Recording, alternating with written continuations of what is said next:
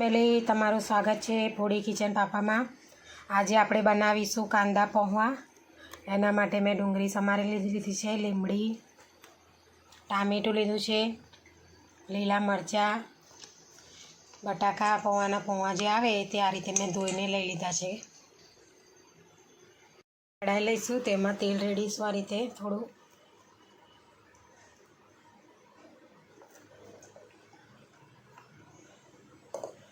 તેલ ગરમ થઈ જાય પછી તેમાં આપણે રાઈ નાખીશું।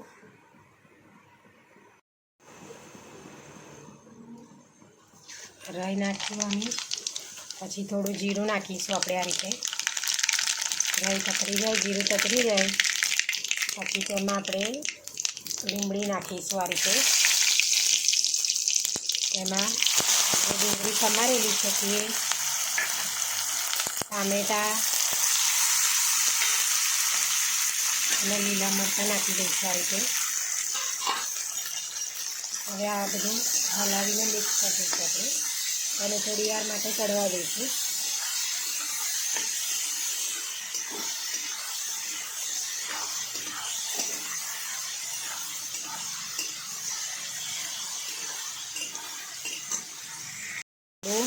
શેકાઈ જાય એટલે તેમાં આપણે મીઠું નાખીશું, જેથી કરીને ડુંગળી જલ્દી ચડી જાય આપણી।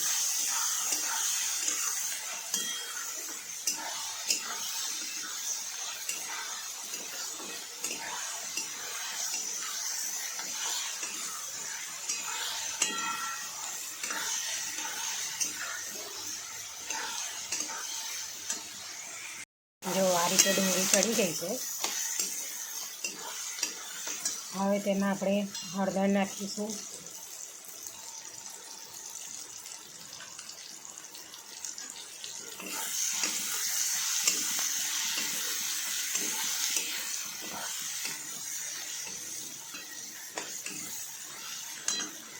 હળદર નાખ્યા પછી આપણે જે પૌવા પલાળ્યા હતા તે નાખી દઈશું આ રીતે અંદર।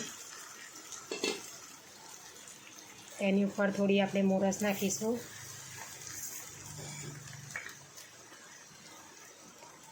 જે મેં લીંબુનો રસ કાઢ્યો હતો તે રેડી દઈશું આ રીતે ઉપર। હવે બધું આપણે મિક્સ કરી લઈશું, આ રીતે હલાવી કાઢીશું। તો આપણે બનીને રેડી થઈ ગયા છે પૌવા, આ રીતે કાંદા પૌવા।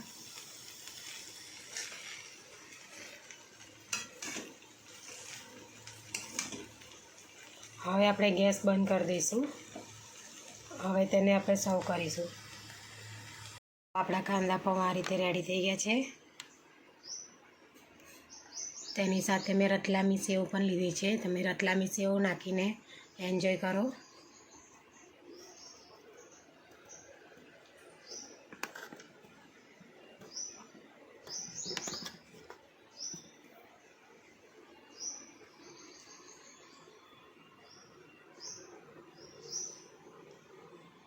જો અમારી વિડીયો તમને પસંદ આવી હોય તો લાઈક, શેર, સબસ્ક્રાઈબ કરવાનું ભૂલતા નહીં। Thanks for watching.